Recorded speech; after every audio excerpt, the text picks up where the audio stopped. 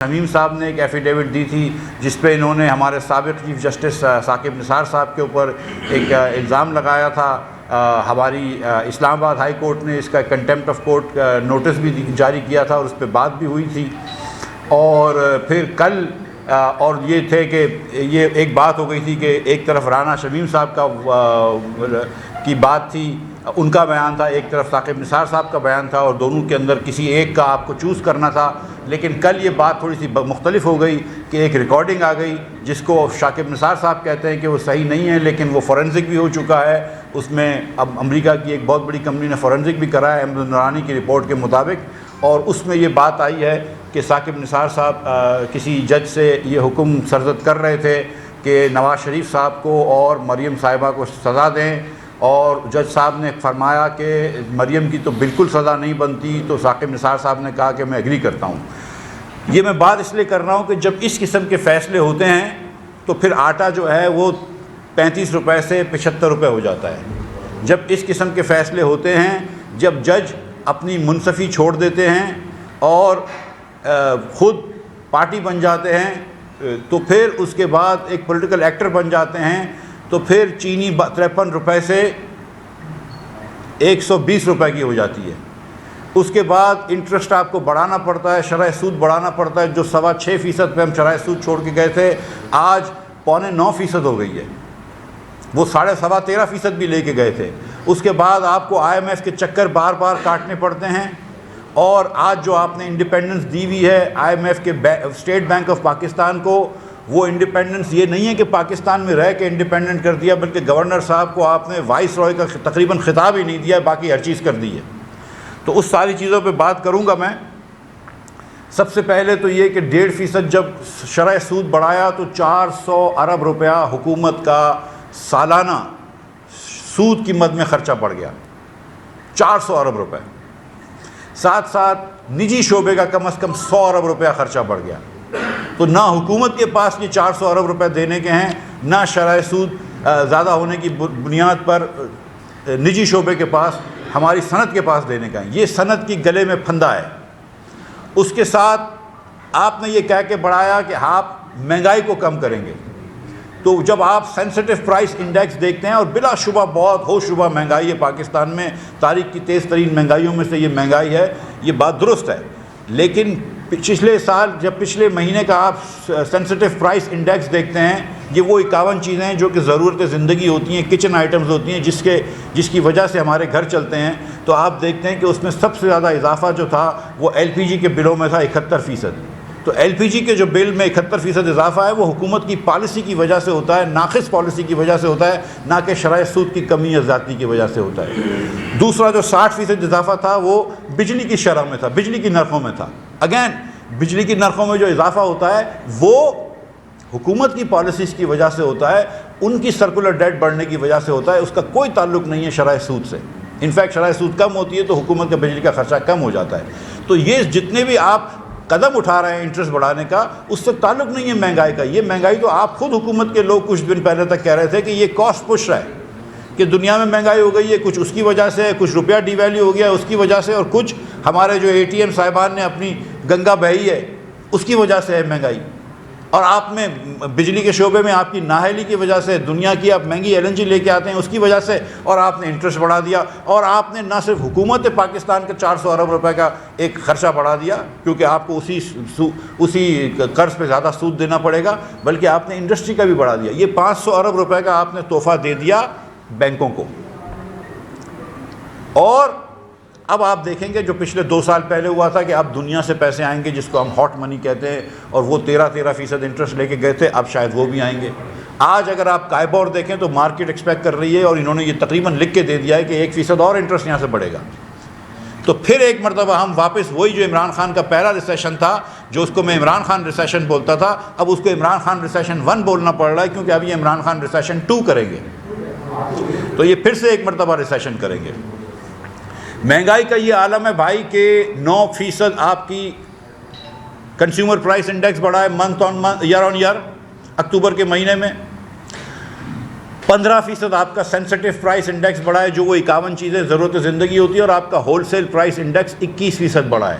اس کا مطلب ہے کہ آنے والے ہفتوں میں اور بھی زیادہ بڑھے گا. 21% اگر اب بڑھ گیا ہے تو آنے والے ہفتوں میں اور بھی انٹرسٹ ریٹ بڑھے گا.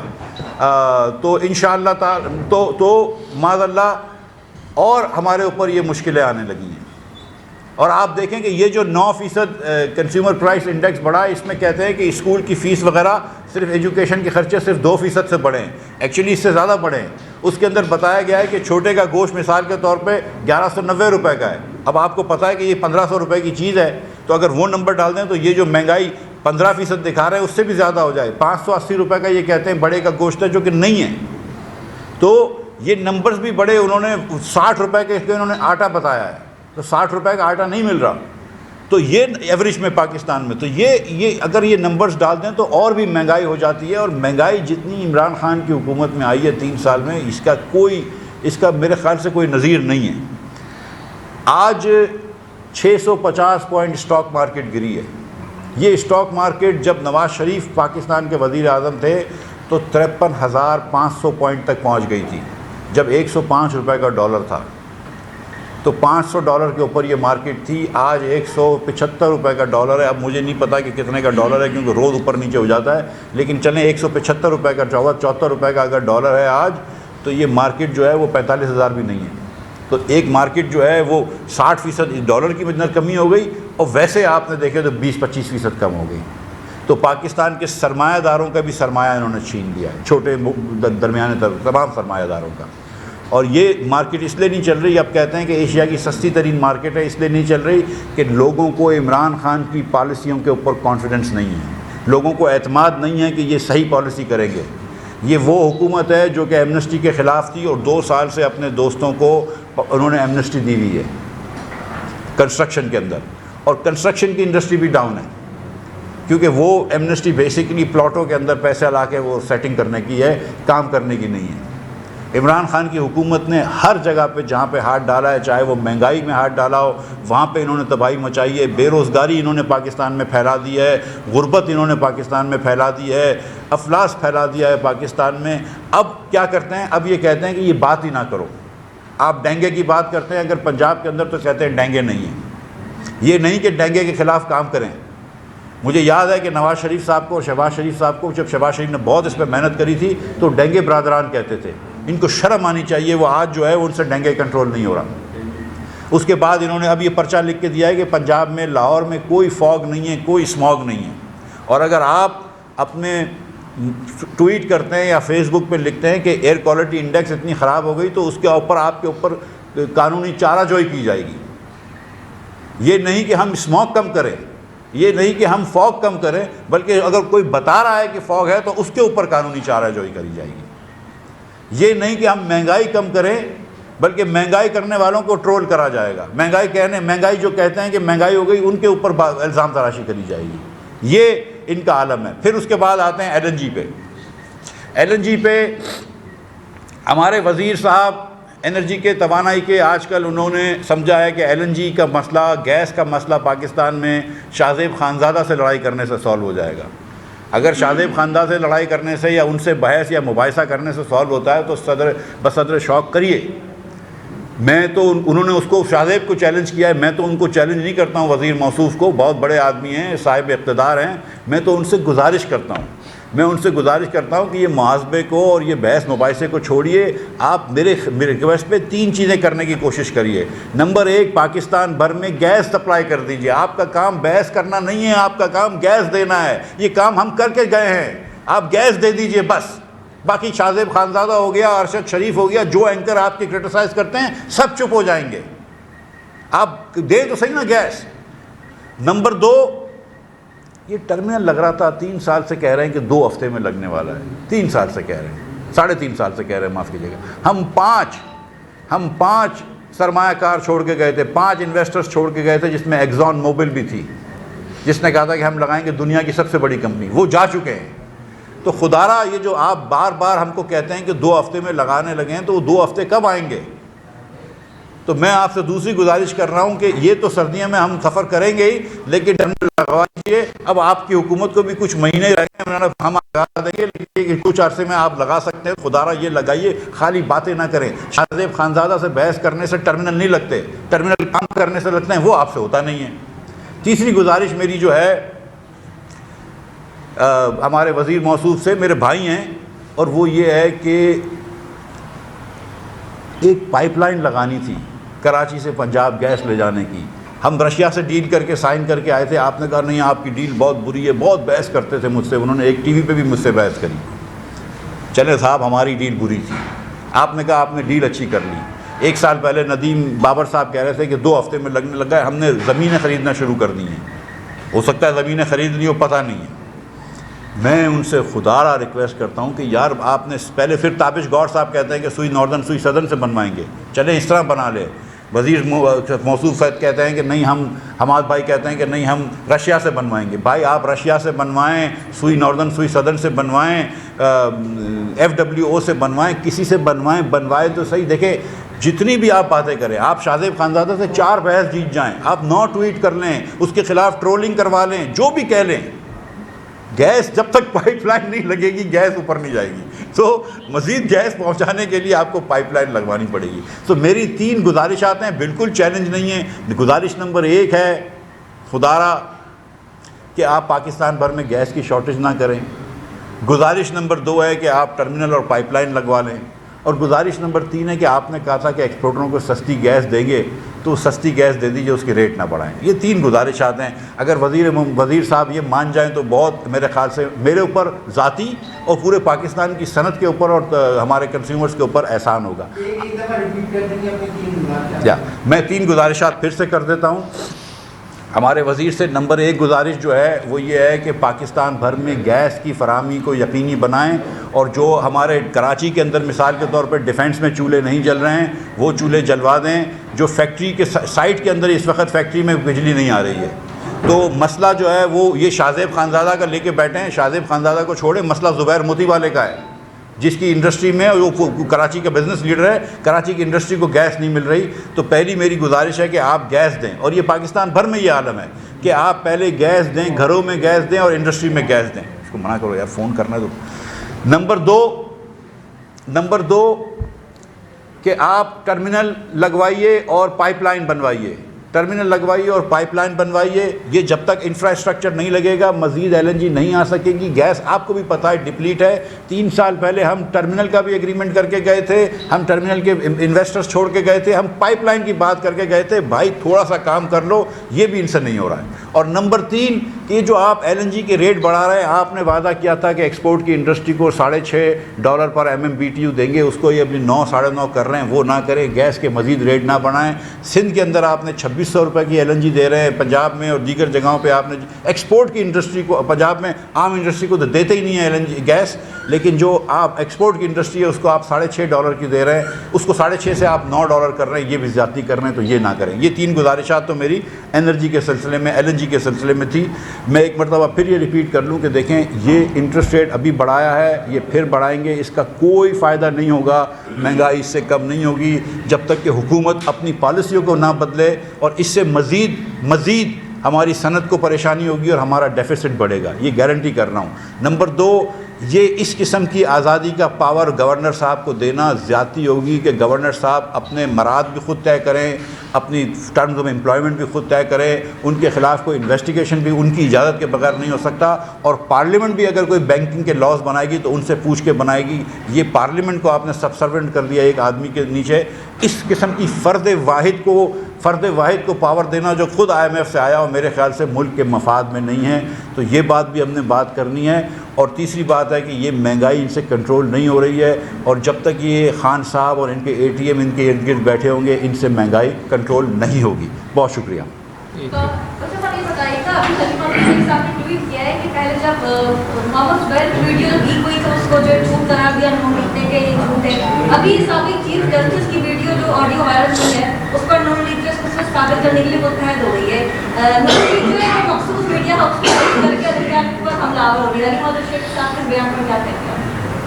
میں نے شیخ صاحب کا بیان نہیں دیکھا ہے.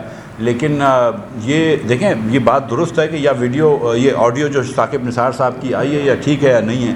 اتفاق یہ ہے کہ اس کی فورنزک ہو چکی ہے اور فورنزک کی رپورٹ ساتھ میں لگی ہوئی ہے. احمد نورانی صاحب نے جنہوں نے آپ کو یاد ہے کہ کچھ عرصے پہلے ایک پیزا کسی کا تھا, میں نام نہیں لیتا ہوں, وہ پیزا کا ایک امپائر تھا, اس کے اوپر بھی انہوں نے ایک تفصیل کری تھی. آپ لوگوں نے اس کو اس خبر کو اتنی اہم نہیں سمجھی کہ آپ نے وہ خبر اپنے اخباروں میں چلائی. اس خبر کو بھی شاید آپ نے اتنی کتنی اہمیت دی ہے. تو یہ تو اب فورنزک اس کا ہو چکا ہے. باقی دیکھیں مجھے تو نہیں پتہ ہے لیکن ایسا لگ رہا ہے لیکن باقی تو عوام خود جج کر سکتے ہیں, عوام خود جج کر سکتے ہیں کہ یہ صحیح ہے یا نہیں ہے. جی جی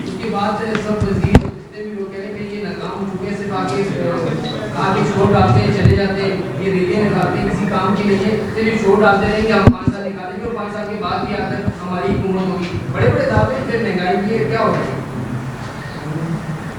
بھائی سچی بات یہ ہے کہ 34 بل یا 33 بل 4 گھنٹے میں پاس کروانا حکومت کی کامیابی نہیں ہے, حکومت کی مورل بینکرپسی ہے, حکومت کی اخلاقی ہار ہے. یہ جب حکومت کے وزراؤں کو بھی نہ پتہ ہو کہ کیا بل پاس ہوئے ہیں اور دیوالیہ پن, اخلاقی دیوالیہ پن ہے جو خالد صاحب کہہ رہے ہیں. اور یہ اگر آپ کو یہ بھی نہیں پتہ, وزراؤں کو یہ نہیں پتہ کہ کیا بل آپ نے پاس کرائے ہیں اور کس طرح بل پڑھائے ہیں, اور جب حکومت کے ایم این ایز یہ کہہ رہے ہوں کہ میں آیا نہیں ہوں مجھے لے آیا گیا ہے, تو یہ حکومت کی شکست ہے. حکومت جو ایڈمٹ کر رہی ہے کہ ہم سے یہ کام نہیں ہو رہا, ہم تو کسی اور کے تھرو یہ کام کروا رہے ہیں. اور مجھے یہ بتائیں کہ یہ پارلیمنٹ کی توقیر رکھی ہے انہوں نے کہ 34 بل آپ نے 4 گھنٹے میں پاس کرا دیے, بغیر کمیٹی میں بھیجے, بغیر ڈسکشن کرے. اس طرح پارلیمنٹیں چلتی ہیں. یہ آپ نیگوشیٹ کرتے ہیں اپوزیشن سے, بیٹھتے ہیں, کچھ ہم ہماری بات مانیں گے, کچھ ان کی بات مانیں گے. تو یہ تو ایک فسطائیت ہے, فیشزم ہے جس سے حکومت نے یہ کام کیا ہے. میں نہیں سمجھتا ہوں کہ یہ کوئی اچھی بات ہے. جی سر ایک منٹ. تو کامیابی ہوتی ہے چاہے وہ اس میں یہ مورل گراؤنڈ کہاں سے آ گیا. دوسری بات یہ کہ آپ کے اپنے جو ایم این ایز ہیں وہ نہیں آئے, پھر سینٹ میں آپ لوگوں کی اکثریت ہے, وہاں سے آپ کے اپنے سینیٹر غائب ہو گئے, انہوں نے قانون سازی کر لی, موقع تو آپ لوگ کو فراہم کرتے ہیں. بھائی مسلم لیگ نون کی اکثریت نہیں ہے سینٹ کے اندر, اور آپ کو یہ بھی پتہ ہے کہ میں گزارش کر رہا ہوں کہ یوسف رضا گیلانی صاحب جب لیڈر آف دی اپوزیشن بنے تھے تو ان کو 3 ووٹ باپ کے سینیٹرز نے دیے تھے, جو کہ انہوں نے فیصلہ کیا تھا 3 یا 4 کہ اب سے وہ اپوزیشن میں بیٹھیں گے. اس دن کے بعد سے انہوں نے ہر حکومت کے بل کو سپورٹ کیا ہے. تو یہ پیپلز پارٹی کے لیے لمحہ فکریہ ہے کہ کیا لیڈر آف دی اپوزیشن کی کرسی اتنی ضروری تھی ان کے لیے کہ وہ اس کرسی کے لیے وہ 4 حکومت کے ممبران کو اپنے ساتھ ملا لیں. یہ بات ان کے لیے لمحہ فکریہ ہے. لیکن یہ آپ کی بات درست ہے کہ اپوزیشن کی میجورٹی سینٹ کے اندر ہے اور ان کو یہ بل جو ہے وہ روکنے چاہیے تھے, لیکن وہ نہیں روک سکے. جی بھائی یہ بتائیے گا کہ آئی ایم ایف سے معاہدہ ہوا جی معاشی تجزیہ کار, اور وہ معاشی تجزیہ کار جو سابقہ اخبار میں وزرائے خزانہ ہے, وہ حکومت کی بلا صلاحیتوں مصروف ہیں. ایک عام شخص جو ٹی وی دیکھ رہا ہے وہ ان الفاظ کے گورکھ دھندے کو نہیں سمجھ پا رہا ہوتا ہے. وہ یہ سمجھ رہا ہوتا ہے کہ جی اب معاہدہ ہو گیا, اب شاید مہنگائی دور ہو جائے گی. تو آپ نے بات تو ساری کر لی, ان معاشی تجزیہ کاروں سابق وزرائے خزانہ کے نام کچھ کہنا چاہیں گے, ان کو کچھ ہدیہ دینا چاہیں گے؟ نہیں دیکھیں بھائی, کسی کو یہ پاکستان کے اندر آزادی رائے ہونی چاہیے اور کافی حد تک ہے, لیکن کہیں کہیں رک بھی جاتی ہے. کبھی کبھی نواز شریف بول رہے ہوتے ہیں تو تاریں کھٹ جاتی ہیں. باقی میری کم از کم رائے تو آزاد آنا چاہتی ہے. تو گزارش یہ ہے کہ جس کو جو بولنا ہے, اگر وہ سمجھتے ہیں کہ حکومت نے صحیح کیا ہے تو اچھا. میں آپ کو آئی ایم ایف کے بارے میں اتنا بتا دوں, مجھے بھی اتفاق ہوا ہے کہ میں بھی یہ پورا پڑھ کے آیا ہوں کہ ایک بل ابھی آئے گا آپ کا, اور آپ کے کہیں کہیں سیل ٹیکس بڑھایا جائے گا. تو اس سے اگر سیل ٹیکس بڑھنے سے, ایگزمپشن ختم ہونے سے اگر کسی صاحب کو یہ تاثر ہے یا یہ گمان ہے کہ مہنگائی کم ہوتی ہے, تو میں اس کو ڈس ابیوز کر دیتا ہوں. ایسی کوئی بات نہیں. جب ٹیکس بڑھتا ہے تو مہنگائی بڑھتی ہے. اور یہ میری بات نہ مانیں, ہمارے محترم وزیر اعظم عمران خان صاحب کی بات مانیں. وہ تو ہمیشہ یہ کہتے تھے کہ جب ٹیکس بڑھتا ہے وہ تو جو ٹیکس بڑھنے سے مہنگائی آتی ہے, وہ خود یہ اپنی تقاریر میں یہ فرماتے تھے. تو یہ تو ظاہر ہے کہ اب کچھ چیزیں مہنگی ہوں گی جب انہوں نے اس کا ٹیکس بڑھایا ہے. دوسری بات, حکومت نے ایک مرتبہ اکثر یہ کہتی تھی کہ ہم گھی اور تیل کے اندر جو 68 روپے آج کل تقریباً ٹیکس لے رہے ہیں 1 کلو کے اوپر, وہ کم کریں گے. تو وہ بھی اب کم کرنے کا سوال ختم ہو گیا ہے, وہ بھی کم نہیں کریں گے. ایسے ہی میں آپ کو بتا رہا ہوں کہ ہماری جو بہت بری حکومت تھی, شاہی اخراجات تھے, چور تھے, سب کچھ تھے, اس میں 22 روپے آپ کے اوپر 1 کلو کے تیل اور گھی کے اوپر ہم ٹیکس لیتے تھے. یہ دودھ میں نائب جو لوگ ہیں یہ 68 روپے لیتے ہیں. تو ایسے ہی میں لوگوں کو یہ طرف بتا دوں. تو مہنگائی اس سے بڑھنے کی ہے. آئی ایم ایف نے آپ کو کیا ہے کہ آپ اسٹیٹ بینک کو ایک قسم کی اسٹیٹ بینک کے گورنر کو آپ پاکستان کے آئین سے اوپر کر دیں، وہ آپ نے کر دیا۔ نمبر 2 پارلیمنٹ سے اوپر کر دیا۔ اس کے بعد آپ نے مہنگائی کے اندر سیل ٹیکس کے اور بل لے کر آئیں گے، یہ مزید آپ کا پیٹرول مہنگا کریں گے، تو بہت سارے اس کے میرے خیال سے نقصانات آئیں گے IMF کے ایگریمنٹ کے۔ جی صاحب یہ بتا دیں جو اسٹیٹ بینک کی جانب سے مانیٹری پالیسی کی طرف سے بڑھائی گئی ہے، یہ بعد میں ہے تو ریکیپ کر دیجیے گا۔ ڈیسیژن اور افیکٹ کہاں ہوگا؟ کیونکہ اسٹاک مارکیٹ کا پیچھے تو زیادہ پوائنٹ مل چکی ہے اسٹاک، کیا کہیں گے کتنا افیکٹ کرے گی؟ جی آپ نے جو بات کہی درست کہی، 650 پوائنٹ جو میں نے سنا تھا کہ اسٹاک مارکیٹ گری ہے، بالکل درست کہا آپ نے، یہ IMF کے فیصلے کی وجہ سے ہوا ہے۔ جو کائبور جو ہے وہ 8.5% سے آج 10% کے اوپر ہو گیا، ڈبل ڈیجٹ میں انٹرسٹ ریٹ آ گیا ہے بیسکلی۔ کائبور از کراچی انٹر بینک ریٹ، جس ریٹ پہ بینک ایک دوسرے کو دیتے ہیں، وہ جو ہے وہ 10% کے اوپر چلا گیا ہے۔ تو شرح سود جو ہے اس کی مد میں حکومت کو تقریباً 400 ارب روپے مزید انٹرسٹ دینا پڑے گا، مزید سود ادا کرنا پڑے گا، اور نجی شعبے کو بھی کم از کم 100 ارب روپیہ مزید سود ادا کرنا پڑے گا۔ چھوٹی صنعت کاروں کو اور بھی مسئلہ ہوگا، چھوٹے سرمایہ داروں کو اور بھی مسئلہ ہوگا۔ اور اس کے بعد یہ جو شرح سود بڑھی ہے، اس کی کوشش ان کی یہ ہے کہ مہنگائی کم ہو، لیکن جو چیزیں میں نے بتائیں کہ بجلی اگر مہنگی ہوئی ہے 60% ایک سال کے اندر سینسٹیو پرائس انڈیکس کے مطابق، تو اس کا شرح سود سے تعلق نہیں ہے۔ LPG مہنگا ہوا ہے 70%، تو اس کا شرح سود سے تعلق نہیں ہے۔ تو بہت ساری ہماری جو مہنگائی ہے وہ کاسٹ پش پہ ہو رہی ہے، اور وہ حکومت کی چیزوں کو مہنگے کرنے سے ہو رہا ہے۔ پیٹرول تو سستا نہیں کر دے گی حکومت اگر شرح سود بڑھائے تو ان چیزوں کی مہنگائی کی وجہ سے مہنگائی ہو رہی ہے ہمارے ہاں۔ سود کی شرح بڑھانے سے میرے خیال سے صرف بینکوں کو فائدہ ہوگا، باقی معیشت کو جو ہے وہ نقصان ہی ہوگا۔ جی بھائی جاری کیا دسمبر میں گھریلو جو ہے شیڈول وفاق حکومت ہے کہ صرف کھانے کے ٹائم پہ گیس نہیں، شیڈول سے پہلے شیڈول کی خلاف جو ہے گیس بند ہو رہی ہے، اور بجلی کی قیمتوں میں بھی اضافہ ہو رہا ہے۔ ویسے تو یہ دیکھا جائے وہ ہے نا شعر کے ایک ہی صف میں کھڑے ہو گئے محمود و ایاز، نہ کوئی بندہ رہا اور نہ کوئی بندہ نواز، تو ایک ہی وقت پہ انہوں نے کہا کہ پورا پاکستان ناشتہ کرے، ہاں ایک ہی وقت میں پورے ٹائم پہ ظہر کا نماز پڑھے اور کھانا کھائے، اور ایک ہی وقت کے اندر جو ہے وہ آپ رات کا کھانا کھائیں۔ یہ تو کر دیا انہوں نے۔ دیکھیں انہوں نے ایکچولی سچی بات ہے کہ وہ کہہ رہے ہیں کہ ہم نے یہ کہا تھا کہ ان وقتوں پہ ہم یقینی بنائیں گے۔ سچی بات یہ ہے کہ آج کے دن ابھی آپ چلے جائیں کراچی کے اندر کچھ ایریا میں آتی ہے گیس، لیکن ابھی آپ چلے جائیں بادر آباد کے پاس بھی، یہاں پہ شہید ملت روڈ کے پاس بھی اس وقت گیس نہیں آ رہی گھروں میں آپ کو سچ بتا رہا ہوں۔ میری بہن کا گھر ڈیفینس میں، وہاں پہ گیس نہیں آتی ہے۔ بہت سارے لوگ جو صاحب حیثیت ہیں وہ تو LPG پہ چلے گئے، تو یہ کہتے ہیں کہ ہم 3 وقت دیں گے، یہ 3 وقت بھی نہیں دے سکتے۔ اسی لیے میری جو درخواست ہے وزیر صاحب سے وہ یہ ہے حماد بھائی سے کہ حماد بھائی یہ چھوڑو بحث سے۔ مجھ سے بھی وہ ایک مرتبہ ڈیبیٹ کر چکے ہیں، اور میں تو کہتا ہوں کہ آپ ڈیبیٹ میں بڑے اچھے ہیں، میں سمجھ رہا ہوں اور مسلم لیگ والے سمجھ رہے تھے ہم جیت گئے تھے بحث میں، وہ سمجھ رہے ہوں کہ وہ جیت گئے تھے، چلو وہ جیت گئے بحث میں، لیکن بحث میں جیتنے سے گیس تھوڑی آتی ہے، گیس دینے سے گیس آتی ہے۔ گیس تو دو، بحث میں جیت جاؤ، چلو ٹھیک ہے۔ عمران خان سے اچھی کوئی تقریر نہیں کر سکتا ہے معیشت کے بارے میں، کیا معیشت چلانے آئی عمران خان کو؟ نہیں آئی، مہنگائی سے جان لے لی ہے، لیکن ابھی آپ بحث کر لیں وہ ان کے اکنامک اس سے کہ کیا بات کریں گے کہ کیا معیشت ہو گئی ہے۔ بھائی جاشن کی دکان پہ جاتے ہو تو آپ کو 120 روپے کی چینی ملتی ہے، تو بحث کا وقت ختم ہو گیا، 3.5 سال آپ کو ہو گئے، گیس دیجئے، بحث نہ کریں۔ جی آ گیا جو آپ نے اسٹیٹمنٹ دیا ہے کہ خان صاحب کی حکومت کے اوپر جو ہے وہ اعتماد نہیں ہے لوگوں کا، سام اسٹیٹمنٹ بہت زیادہ بڑا ہے، لیکن دوسری طرف آپ دیکھیں کہ انویسٹمنٹ ہوئی ہے، 300 ارب کی مشینیں لگائی گئی ہیں، سی پیک وہ کہہ رہے ہیں کہ ریوائو ہو رہا ہے، IMF معاہدہ ہو گیا، اس کے بعد میں آپ پورٹ منی جس کو کہہ رہے ہیں وہ پیسہ بھی آ جائے گا، تو یہ تو ایک IMF معاہدے کے بعد ایک اچھا دور شروع ہوتا ہے، وہ ہو جائے گا شروع؟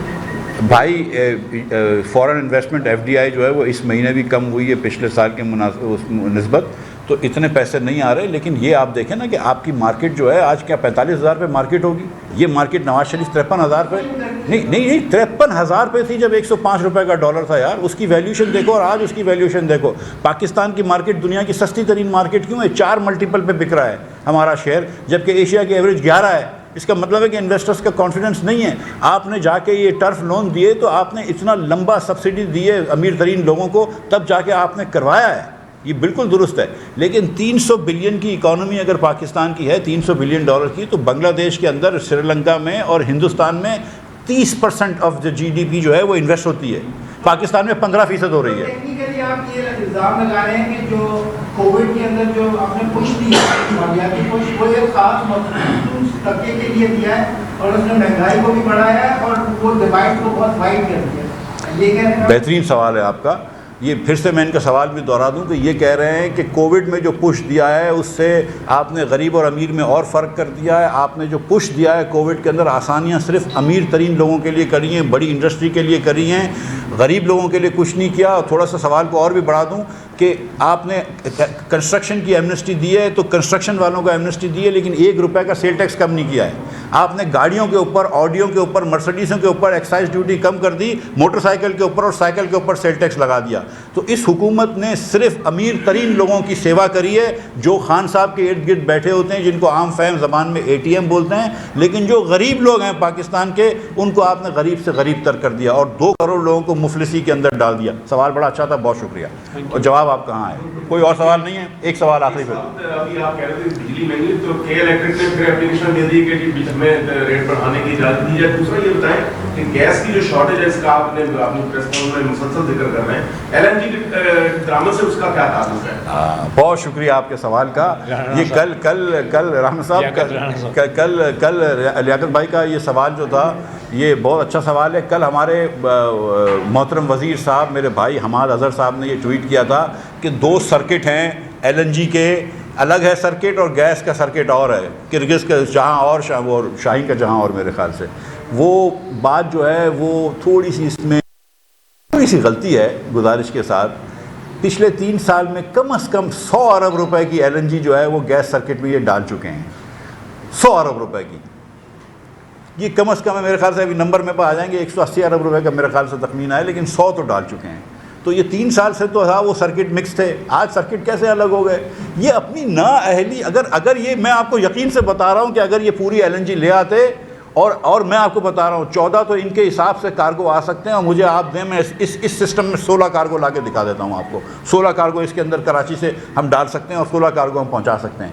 تو ہم کو سواپ کرتے ہیں, بلکہ 17-18 بھی ہو سکتے ہیں, لیکن 16 تو کم از کم ہو سکتے ہیں. تو یہ اگر LNG لے آتے تو آج یہ سرکٹ کی بات نہیں کرتے, کیونکہ پچھلے 3 سالوں میں 100 ارب سے زیادہ کے سرکٹ مکس ہو چکے ہیں. تو بھائی یہ تھوڑا بہت ہم لوگوں کو بھی کام آتا ہے, ایسی بات نہیں ہے. پھر آپ ناراض بھی ہوتے ہیں کہ مفتاح جو ہے وہ پتہ نہیں لوگوں کو کیا کر رہا ہوتا ہے. بھائی تم اپنا کام کر لو. قسم کھا کے میں بتا رہا ہوں آپ کو کہ یہ گیس لے کر آ جائیں, اور اگر آپ کے چولہے میں گیس چل جائے گی تو میری ساری باتیں بیکار ہو جائیں گی. اسی لیے میں ان سے درخواست کر رہا ہوں, میرے بھائی ہیں وہ, کہ گیس لے آؤ, یہ بحث مباحثے کے چکر میں نہ پڑو. جی بہت شکریہ. ایک سوال, آپ بیٹھو کوئی نہیں, خیر ہے. جی آپ کیا, میرا ایک سوال ہے, یہ جو زگزیگ پیٹرن ہے ہمارے پوزیشن کا, وہ ایک عرصے سے ہے, امین ہو کے یا سم ہاؤ کچھ نہ کچھ ایکشن ہوگا, نظر آنا شروع ہو جائے گا, یا بہت سختی نظر آئے گی, یا بہت باتیں کرنا شروع ہو جائیں گی, یہ اور ہوگا. لیکن ہم اتنے اہم مسئلے کے اوپر اس وقت تو بقا کی جنگ ہو رہی ہے, تقریباً 74 سال سے بقا کی جنگ. ہم کیا متفق نہیں ہو سکتے اس بات. میں پہلے آسانی کا سوال, یہ بہت مشکل سوال ہے آپ کا, تو پہلے میں آسان سوال دے دوں کہ انہوں نے اجازت دی تھی پرائیویٹ سیکٹر کو, اور 3 سال سے کہہ رہے ہیں, آپ کو پتہ ہے کہ 3 سال سے 2 ہفتے میں آنے لگا ہے. وہ کم بخت 2 ہفتے نہیں ہو رہے ہیں, تو 3.5 سال ہو گئے. جو آپ کی بات ہے نا, دیکھیں بھائی میں تھوڑا سا اس پہ بات کرتا ہوں کہ جب بھی پاکستان نے 4-5% ترقی کری ہے نا, تو کرنٹ اکاؤنٹ ڈیفیسٹ ہمارا اس سے نکل گیا, آپے سے نکل گیا, جامے سے نکل گیا, ہماری سخت سے باہر ہو گیا. امپورٹ ہمارا بڑا تیزی سے بڑھتا ہے.